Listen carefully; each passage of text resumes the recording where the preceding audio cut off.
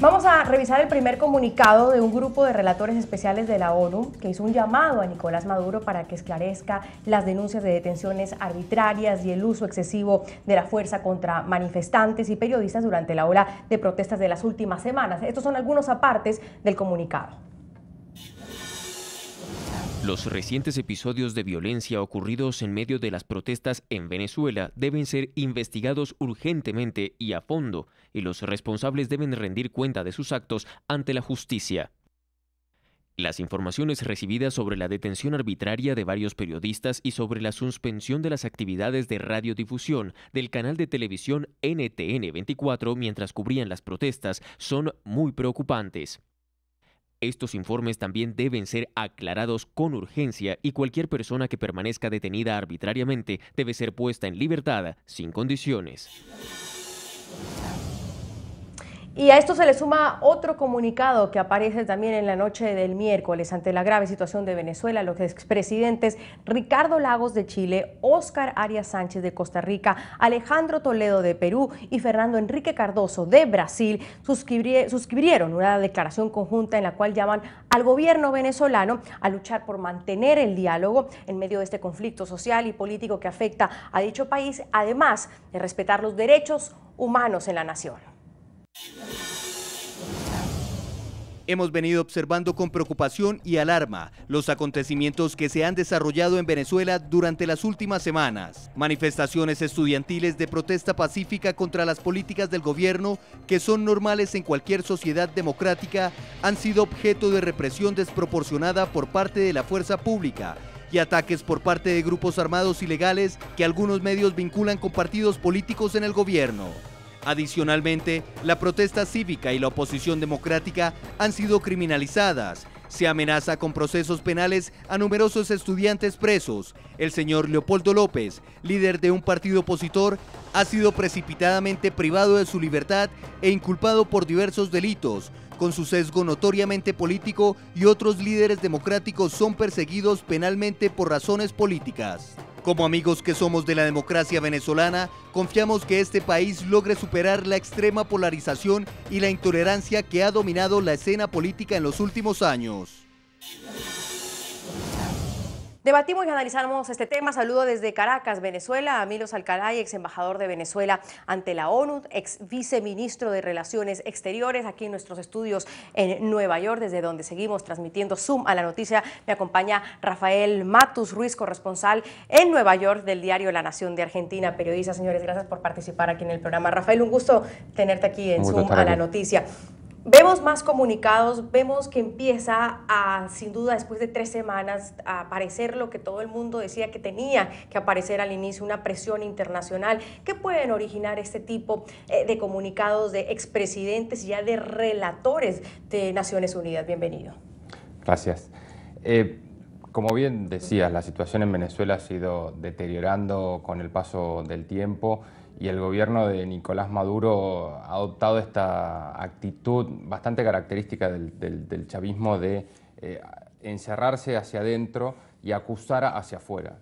Es interesante esta seguidilla de declaraciones que un poco cierran el cerco sobre Maduro. Creo que ahora hay que prestar atención a ver qué van a hacer primero los países de América Latina y las organizaciones regionales de América Latina como la UNASUR o el Mercosur. Por otro lado, también, y esto creo que es mucho más interesante, hay que ver qué pasa dentro del gobierno de Maduro. Porque, como bien lo decía Enrique Capriles, esto puede también terminar en un autogolpe de Estado que termine por coronar a Diosdado Cabello, ¿no? Entonces puede ser también que esto termine por fracturar el chavismo, que era un desenlace que muchos temían un año atrás cuando murió Hugo Chávez. Tenemos a Milos Alcalay, me confirman que está con nosotros. Señor Alcalay, bienvenido también, gracias. Gracias, bienvenido. Escuchábamos el análisis de nuestro colega, el señor Matus, aquí desde Nueva York. Pero, ¿qué realmente el peso? Lo que él dice es interesante, una seguidilla de comunicados, pero ¿qué podemos realmente o qué se puede realmente lograr desde estos comunicados si cada vez que hay una opinión o un tipo de comunicados como este, el presidente y el gobierno de Nicolás Maduro rechazan de una forma negativa? Y la muestra es de lo que ocurrió ayer con Panamá. Venezuela terminará peleado entonces con toda la región si es que hay gente o más personas o más individuos se unen a esta seguidilla de comunicados que simplemente están pidiendo son aclaraciones, respeto a los derechos humanos, y en ningún momento se habla de injerencia. Pero ¿cómo podría tomar el gobierno de Nicolás Maduro este tipo de comunicados? Andrea, yo creo que esta situación, a diferencia de los últimos 15 años, en los que tú tienes razón, una especie de absoluto blindaje frente a la opinión pública internacional, pero la circunstancia en estos momentos ha cambiado por dos razones. Maduro perdió la calle y Maduro perdió el escenario internacional. Maduro perdió la calle porque desde el 12 de febrero la indignación nacional iniciada por jóvenes estudiantes ante la represión insólita de la Guardia Nacional y de los paramilitares armados por el gobierno han generado una situación que ha sido imposible esconder a nivel del retrato de la situación que Venezuela vive. Por lo tanto, en vez de que la represión frenara a los estudiantes, se han sumado no solamente jóvenes, sindicalistas, la sociedad civil, algunos de los partidos políticos que estaban más, digamos, alejados, se suman a posiciones que desde el inicio han acompañado a los jóvenes, como es Leopoldo López, María Corina y Antonio Ledesma. Bueno, ¿cuál ha sido el resultado? Tratar de criminalizarlos. Leopoldo López está injustificadamente detenido y aislado en una cárcel militar. A María Corina Machado se le pretende eliminar su inmunidad parlamentaria y a Antonio Ledesma se le amenaza en boca del vicepresidente de que hay un atentado contra su vida.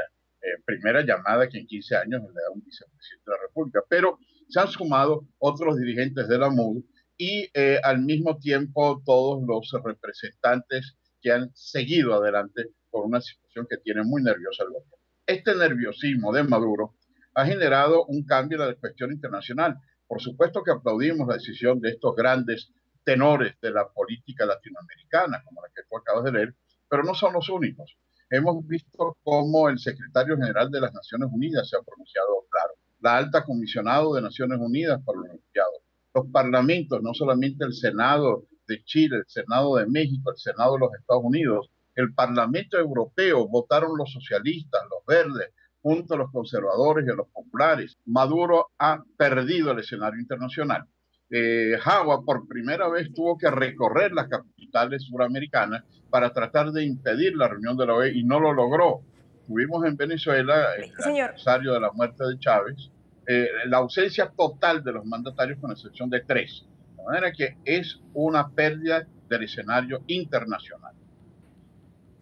Quiero que opine sobre esto Ilenia Medina, nos acompaña desde Venezuela, integrante de la directiva del partido oficialista Patria para Todos. Señora Medina, gracias por acompañarnos, bienvenida. Me quedo con lo último que dice el señor Alcalay, que el gobierno de Nicolás Maduro ha perdido el escenario internacional. ¿Ustedes sienten que se ha perdido el escenario internacional cuando Jagua tiene que, su canciller, viajar por algunos países de América del Sur buscando un apoyo, y hoy por hoy ya hasta Naciones Unidas expide una declaración que pide aclarar supuestas detenciones arbitrarias del uso de la violencia en Venezuela? Bienvenida.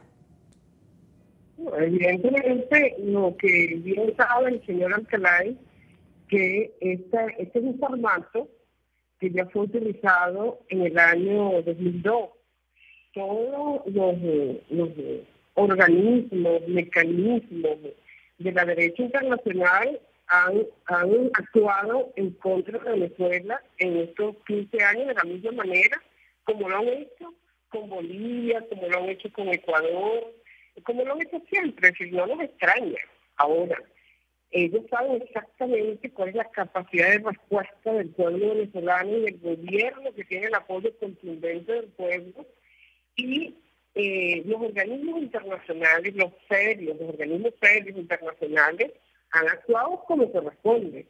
UNASUR se va a reunir para tratar el tema porque sabe que, una vez más, el proceso revolucionario democrático venezolano está siendo asediado nuevamente. Naciones Unidas ha hecho las apreciaciones que se suelen hacer.